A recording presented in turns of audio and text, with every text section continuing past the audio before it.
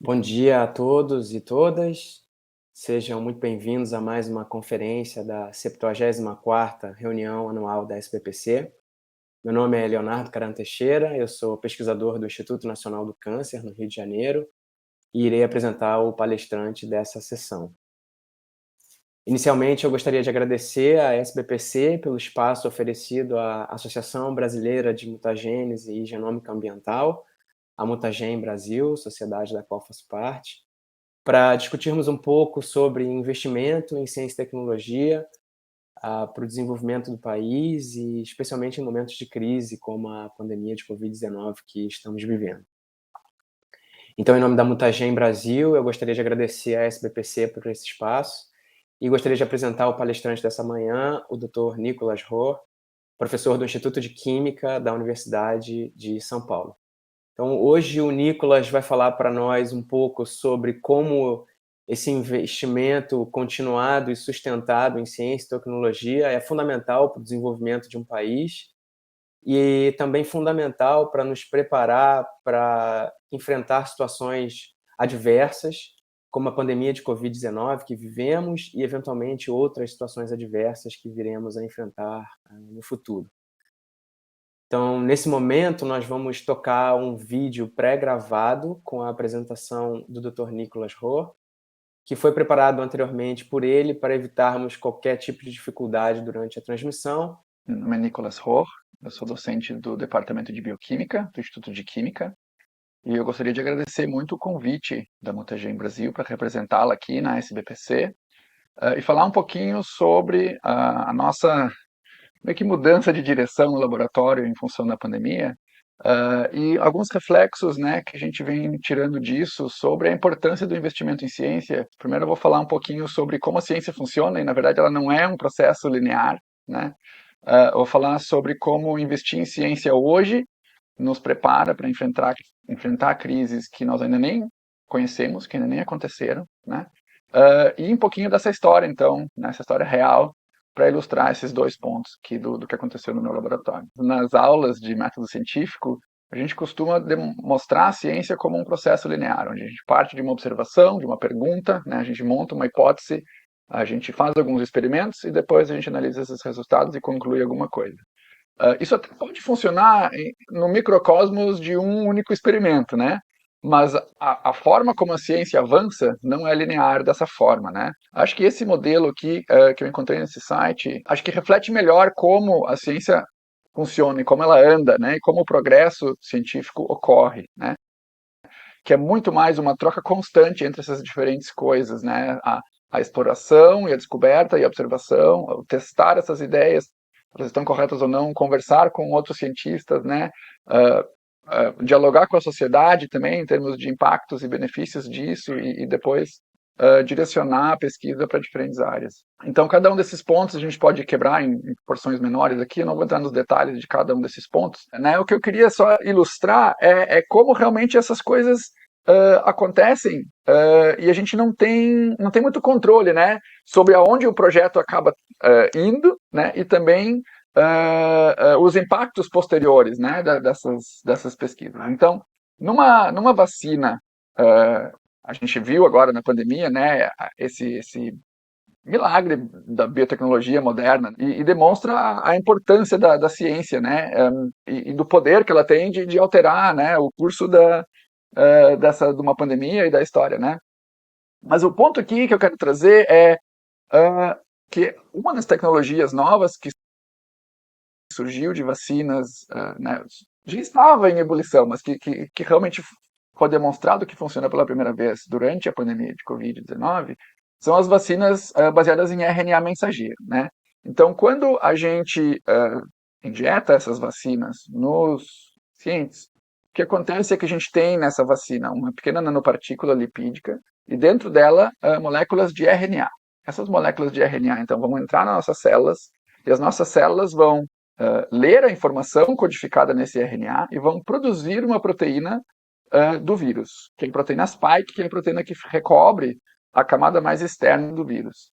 Então, com isso, as células do nosso sistema imunológico podem reconhecer essa proteína spike, essa proteína do vírus, como algo, né, que não é normal, não é nosso, né, e montam uma resposta imune para essa proteína spike, para que quando a gente seja infectado com o vírus posteriormente, nosso sistema imune já saiba reconhecer essa proteína spike. Outros tipos de vacinas utilizam ou vírus inativados ou outras famílias de vírus que fazem essa expressão de proteína spike.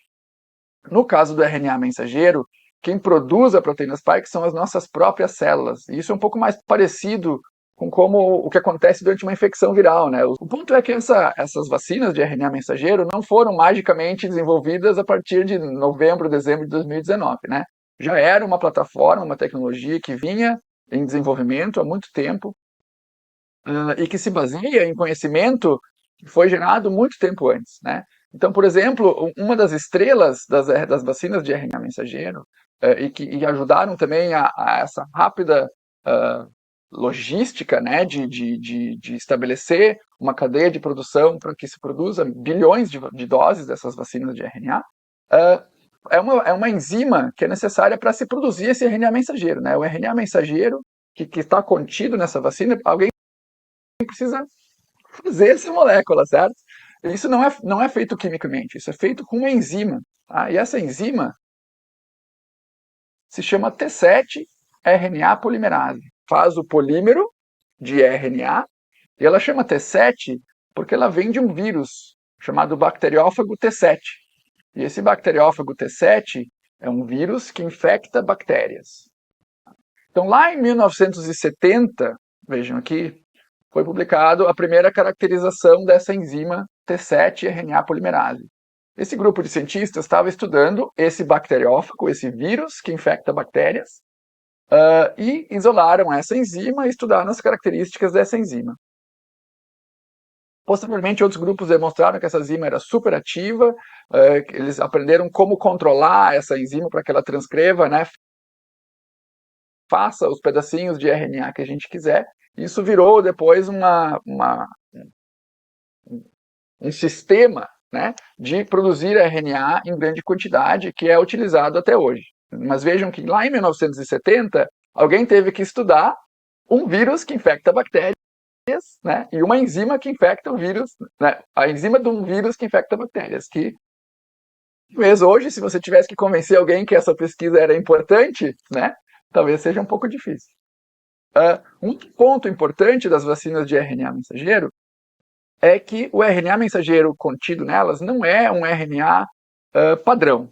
É um RNA onde é necessário incluir pequenas modificações para que as nossas células não reconheçam esse RNA como estranho, né? Basicamente, as nossas células precisam aceitar que esse RNA é nosso, para todos os efeitos, para que a célula, de fato, produza a proteína spike e haja essa resposta imune. Então, em 2005, esse grupo publicou um artigo demonstrando, e estudando, né, de maneira bem fundamental, como as nossas células reconhecem RNAs estranhos, né, e quais são as alterações que você precisa fazer nesse RNA para que a célula não reconheça ele como estranho, né, e para que esse RNA, então, seja de fato utilizado pela célula.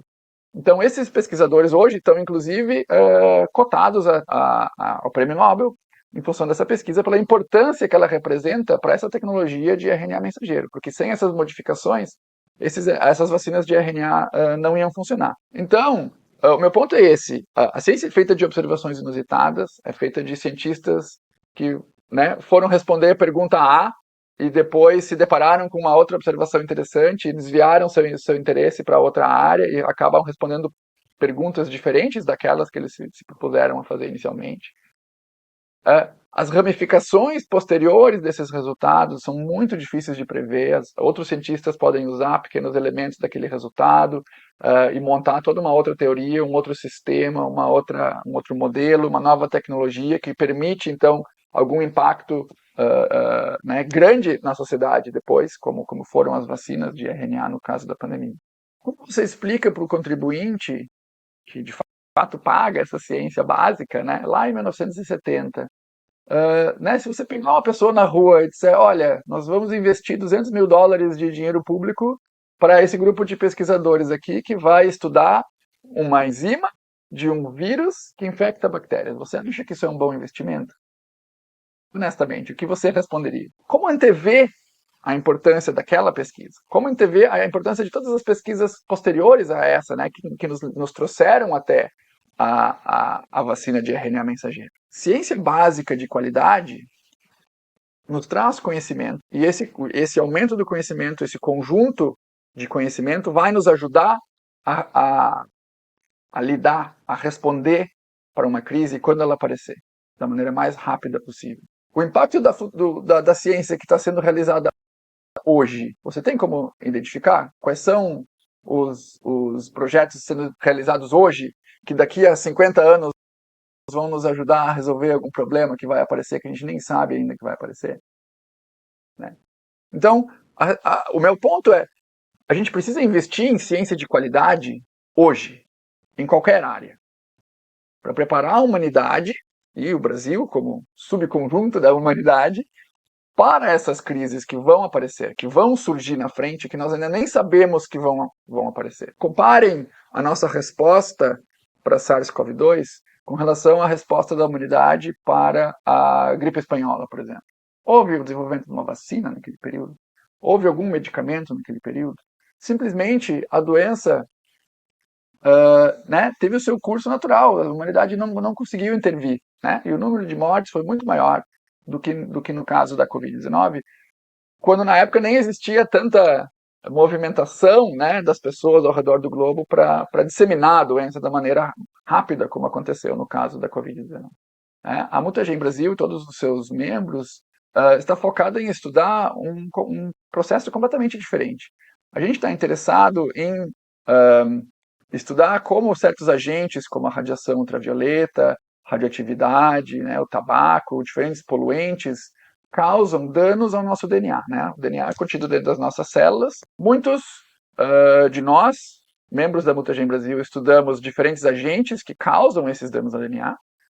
E uma outra parcela de nós estuda como a célula responde a esses agentes. Né?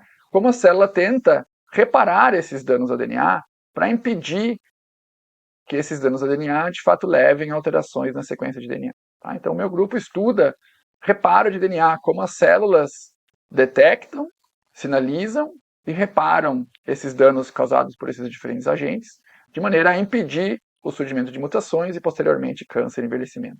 Então, imaginem que a célula, né, recebeu um certo dano, aqui imaginem que isso aqui é uma fita de DNA, que tem um pequeno dano, e esse dano é, então, detectado por essa enzima, PARP1 ou PARP2, e essa enzima, então, coloca uma pequena bandeirinha para dizer, ó, aqui tem dano ao DNA, alguém, por favor, vem aqui reparar esse dano. Tá? Essa bandeirinha é super importante, então, para recrutar, né, toda a maquinaria de reparo de DNA para aquele local, para que aquele dano de DNA seja reparado. O interesse do meu laboratório, né, lá em dezembro de 2019, janeiro de 2020, é todo ele voltado para entender esses mecanismos, né, como essa bandeirinha colocada lá ao redor do local do dano ajuda a célula a responder aquele dano e reparar aquele dano. Em fevereiro de 2020, por aí, março, a professora Débora, que é colega do departamento, estávamos tomando um cafezinho, almoçando, não lembro, e ela tinha lido alguma coisa sobre essa bandeirinha que eu estudava também ter algum envolvimento com vírus, e com esse novo vírus lá da China que estava surgindo.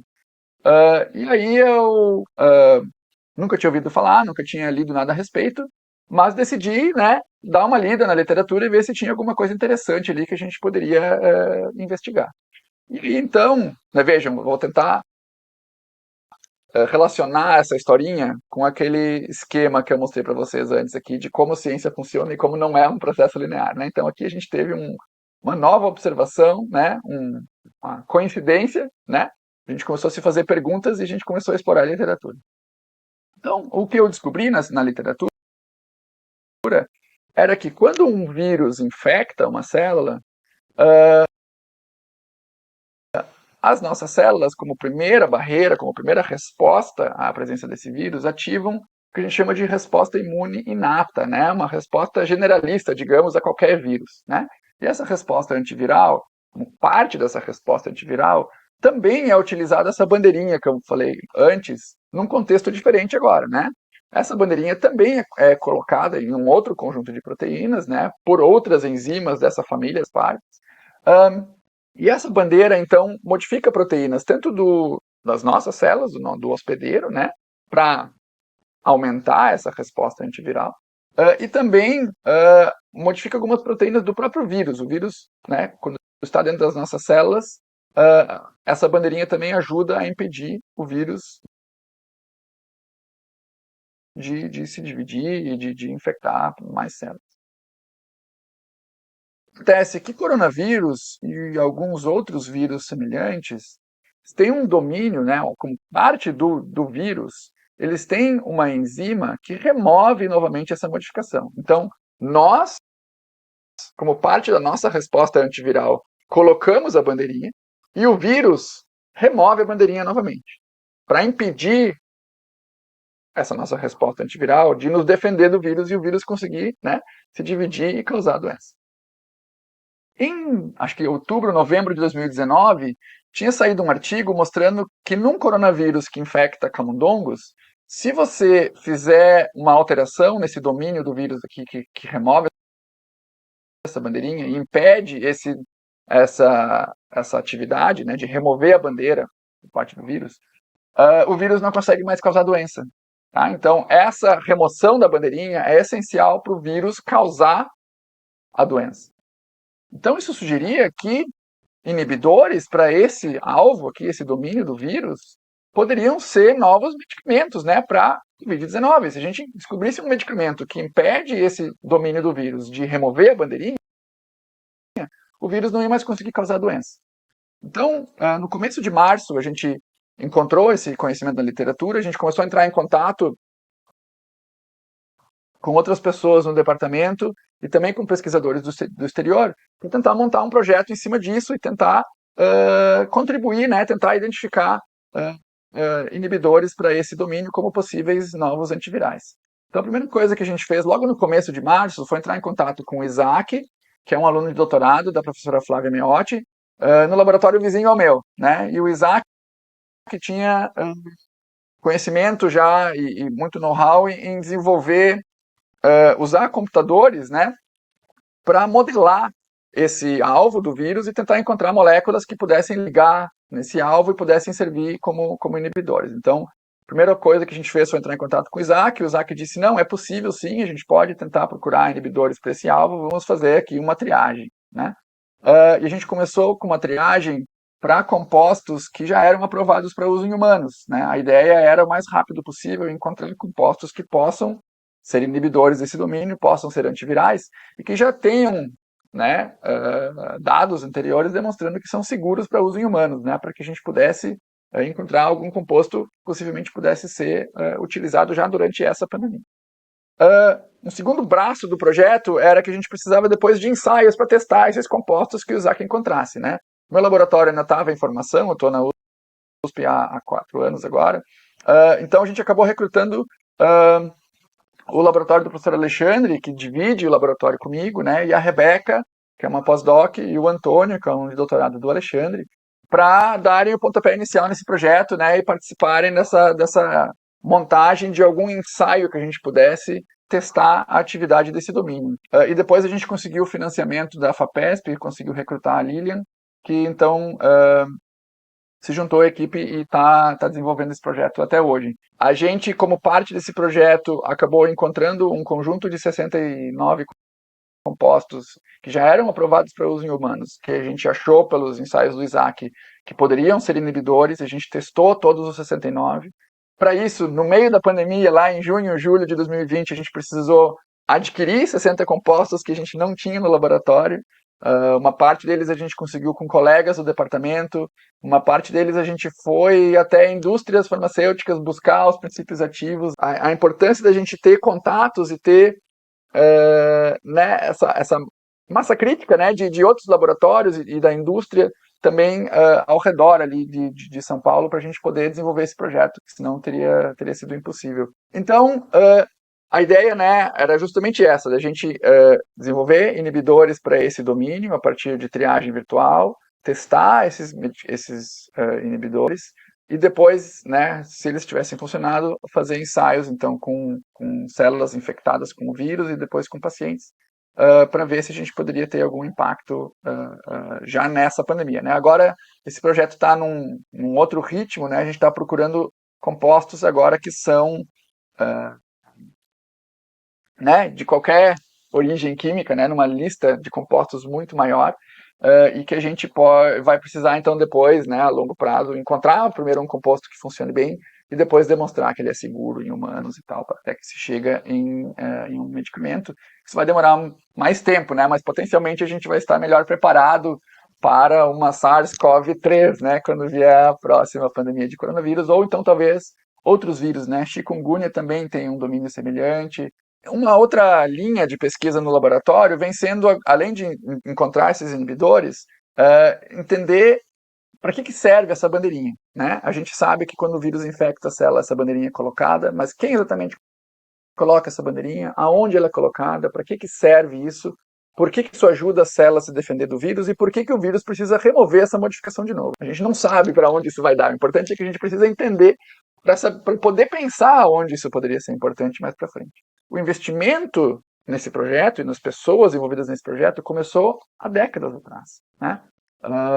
Muitos de nós aqui começamos como ICs, né, e técnicos no começo dos anos 2000, e fomos, né, sendo financiados por CNPq, CAPES, FAPESP e algumas agências do exterior ao longo da nossa carreira para chegarmos nesse ponto em dezembro de 2019 com o conhecimento e a infraestrutura e os laboratórios, né, naquele estágio, né, para que a gente pudesse responder rapidamente a um novo problema que nenhum de nós conhecia. E aí eu queria trazer aqui não só esse impacto científico, mas também o impacto econômico do investimento em ciência. Então vejam aqui, por exemplo, eu levantei esses dados aqui no IPEG.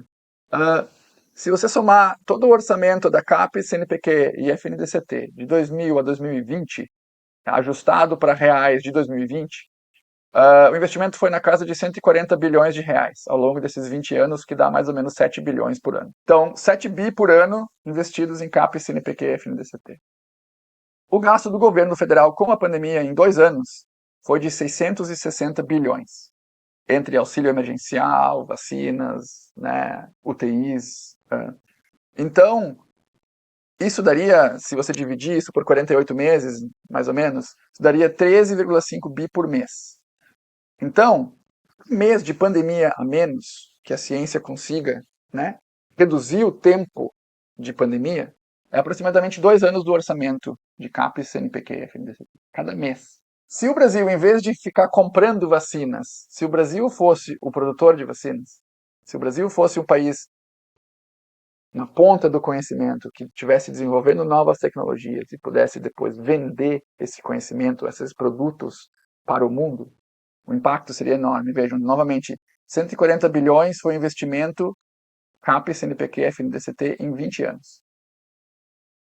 As vendas de vacina da Pfizer e da Moderna, que são duas empresas que vendem uma tecnologia de RNA mensageiro, né? Comparado com o orçamento de todas as áreas, certo? Desde humanas, engenharia até ciências da vida.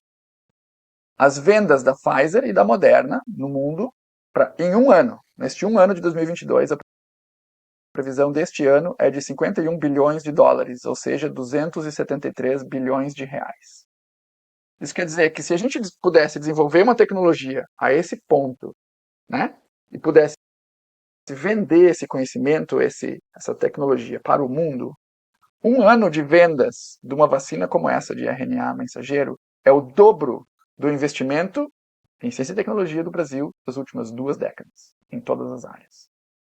Então, o Brasil precisa tomar a frente, né? O Brasil precisa investir em ciência como uma política de Estado, certo? Esse investimento em ciência precisa ser contínuo, ele precisa ser estável, ele precisa ser previsível, para que as nossas mentes mais brilhantes possam se sustentar como acadêmicos, né? Durante o mestrado e doutorado, que as bolsas, a gente sabe, estão repasadas há muito tempo, mas que as pessoas tenham condição de desenvolver o seu pleno potencial aqui no Brasil. Porque o que a gente está vendo agora é que muitos dos nossos melhores cientistas estão indo para outros países, onde eles têm melhores condições. Então eu queria agradecer novamente a Mutagem Brasil e a SBPC pela oportunidade de falar aqui hoje e trazer essa mensagem, né? E torcer para que o Brasil possa se desenvolver nessa direção e que a gente possa ter frutos dessa ciência dizer é que é de qualidade, a gente tem muitos cientistas de qualidade aqui. Nicolas, muitíssimo obrigado. Parabéns aí pela brilhante apresentação. Achei bastante didática, interessante a tua apresentação. Particularmente gostei muito da forma como você apresentou a falta de linearidade na ciência, né, e essas descobertas acidentais e como elas trazem consequências tão importantes para a humanidade. Você deixou muitíssimo claro na sua apresentação a importância do investimento em ciência básica e como ela é fundamental para a geração do conhecimento no país, né? E como esse conhecimento, e junto disso a infraestrutura instalada, a formação de recursos humanos, como todos esses ingredientes são essenciais para o desenvolvimento do país numa série de instâncias, né? Instância social, econômica, cultural, enfim. E a pergunta é: a gente está andando no caminho certo? Estamos indo na direção certa? O que falta para a gente? O que a gente pode melhorar? Queria te dar a palavra para explorar um pouco mais esse assunto. E muitas pessoas me fazem essa pergunta, né? Por que você voltou? Você já estava lá, você podia ter ficado lá fora, né? Por que você veio voltar para cá? E acho que em parte o motivo era familiar, é o que eu queria estar mais perto da minha família, tinha ficado muito tempo longe dos meus pais e a família, né, da minha esposa também, e as crianças estavam crescendo lá fora sem conhecer os avós quase. Mas eu acho que, por outro lado, tinha um elemento de tentar trazer um pouco do que eu tinha conhecido lá fora, do que eu tinha visto lá fora, de volta para cá, né. Mas eu acho que um ponto que é mais interessante de explorar, que é o motivo de eu não ter voltado para Porto Alegre, né. Quando eu decidi voltar para o Brasil e em conversa com a minha esposa, a decisão para mim estava nítida, que o lugar onde eu poderia ir no Brasil para poder desenvolver pelo menos mais perto possível do que eu fazia lá fora era São Paulo, né. Eu acho que esse é o ponto. A gente tem um exemplo aqui no Brasil do impacto do investimento continuado em ciência e tecnologia. A FAPESP é a melhor agência de financiamento do país. Eu só enxergava em São Paulo o lugar onde eu poderia fazer o que eu queria, né. Então o reflexo disso é justamente o que a gente está falando, a fuga de cérebros invertida, né. Você vai para onde você sabe que você vai ter condição de fazer o que você gostaria de fazer e chegar pelo menos perto do potencial que você sabe que poderia ter, né. E é isso que está acontecendo, né. As pessoas estão, e por isso muitos brasileiros ficam lá fora, porque enxergam que é lá o único local onde eles vão conseguir fazer o que eles querem. Eu acho que o Brasil não precisa reinventar a roda, o Brasil precisa fazer o que São Paulo fez, ponto. Acho que não é difícil, não precisa reinventar nada, é só aplicar uma fórmula que já foi demonstrada dentro do país que funciona.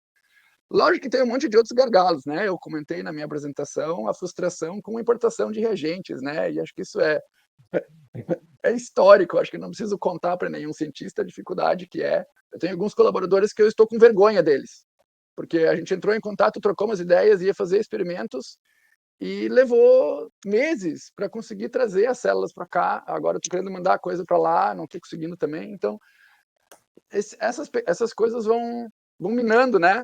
A gente fica gastando muito tempo nesse tipo de problema burocrático, tendo que ligar para a FedEx e Anvisa e não sei o quê para resolver esse tipo de pepino, quando você podia estar, né, lendo artigos e tendo novas ideias e investindo seu tempo em coisas muito mais interessantes. Então, isso são problemas estruturais do país que transcendem a ciência, né? Acho que é, que é um problema em todas as áreas, mas é um gargalo que precisa ser resolvido. Por enquanto, ter voltado, não me arrependo, assim. Por enquanto, acho que foi uma decisão correta.